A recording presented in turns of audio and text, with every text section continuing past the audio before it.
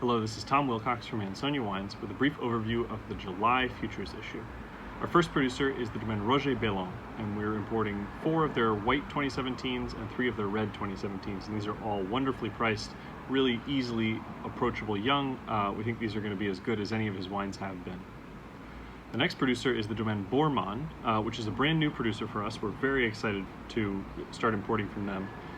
There's 2 reds, a Pommard and a Bourgogne Rouge, and then 3 whites, Saint-Romain, a Saint-Aubin, and a Meursault. These are all very clean, beautiful, pure, big, rich wines that we think will really find a lot of friends among the list. We return to the Beaujolais for our 2 producers there, the Domaine Monet and the Domaine Perrachon. They're both making wines in Juliénas, but quite different styles. The Domaine Monet makes wines that are juicy and fruit-forward, good ripeness, intensity, particularly in 2018. There's a lot of richness because it was a very warm year, but Monet's is more of a classic style of Beaujolais. Perrachon, on the other hand, is a little bit more serious, a little bit more like red Burgundies from further north. They are 100% Gamay, but they kind of taste a little bit like Pinot Noirs, like Bourgogne Rouge, because they're aged in a little oak, and we really think there's a lot to like here too. On the other side of Lyon, we import from our new Cornas producer, the Domaine Dumiens-Surette.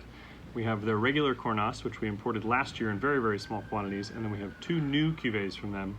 The Cuvée Henri, which is their very, very old vines, and the Cuvée Moulin, which is not actually a Cornas, it's a Vin de Pays, so it's just outside the appellation and is very, very well priced Syrah.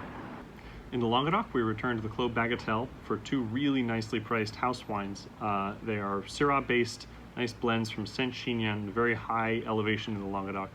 And these are great wines. They're very, very well priced, and I think they're nice wines to have around when you don't know what else to open. In Bordeaux, we return to Fleuron de Lyon, which is our new Saint-Estèphe producer, relatively new. We've now imported them from 3 vintages. And we import their 2017 Fleuron de Lyon Saint-Estèphe and the 2017 Moulin de Blanchon. These are both, again, very well priced Bordeaux, Haut-Médoc, Cru Bourgeois, and from Saint-Estèphe, the actual appellation. We think these will find a lot of friends too. We're excited to return to the Domaine Ligier, which is from the Jura, and we have 3 really interesting wines from them. One is a Trousseau, which is a classic red grape from the Jura. One is a Vin de Paille, which is a straw wine where the grapes are left out to dry, and that's a sweet wine. And then we have a Vin Jaune, which is a yellow wine, which is a typically very interesting, unusual wine that's only made in the Jura. It's aged in barrels for 6 years and oxidized. It's fascinating stuff. We're really excited to have that as well. And finally, in our last section, Encores, we have 2 wines that we're very excited about. The first is the Cuvée Jean-Baptiste Chotard, which is the highest end Crémant from the Maison Picamelo, which is a Crémant de Bourgogne source, making just extraordinary wines. We would put them in the same class as most grower champagnes.